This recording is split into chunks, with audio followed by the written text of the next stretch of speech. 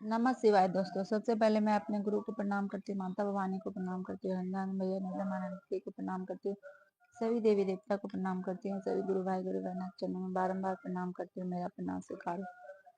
सृष्टि को रचने वाले भगवान शिव हैं, पालन करता और संहार करता भी हमारे शिव की कृपा से ही उत्पन्न हुए।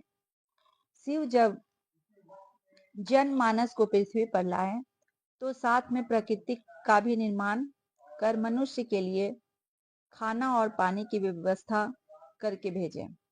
जैसे हमारे पूर्वज को जब भूख लगती थी तो वह जंगल से कंद मूल तोड़कर खा लेते थे, और जब प्यास लगती तो झरना से पानी पी लेते, और प्रकृति ने जो हमें जड़ी बूटी दिए हैं उससे वे अपना इलाज भी कर लेते।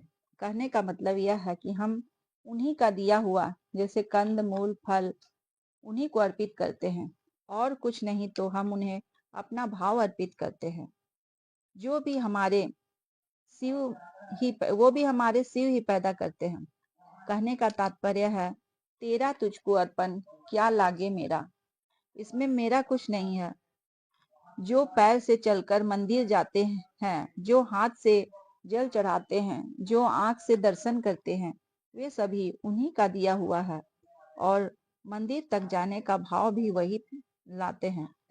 फिर भी हम अपने शिव को मुसीबतों मुसीबतों के समय में ही क्यों याद करते हैं, जब हम उनको अपने दिल में जगह दिए हैं।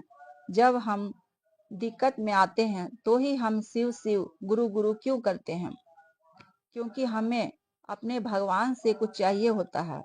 वही जब भगवान हमें मुसीबतों से बाहर निकाल देते हैं और हमारा सब कुछ ठीक ठाक हो से चल रहा होता है, हम खुशहाली मना रहे होते हैं, तो हमें अपने गुरु शिव क्यों नहीं याद आते हैं।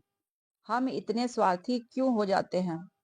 हम शिव को हजारों वर्षों से जान रहे हैं कि शिव हमारे भगवान हैं, और जब वही भगवान को हम अपना गुरु बनाते हैं तो सोचिए क्या हो सकता है। वे हमारी सांसारिक भोग के साथ पारलौकिक मोक्ष भी प्राप्त कर देते हैं।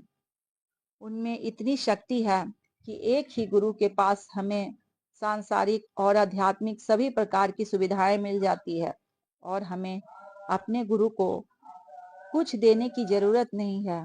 उनको सिर्फ और सिर्फ भाव चाहिए, उन्हीं से वह हम पर प्रसन्न हो जाएंगे।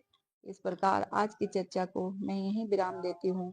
अगर आपको अच्छी लगे तो लाइक एंड सब्सक्राइब करें। धन्यवाद।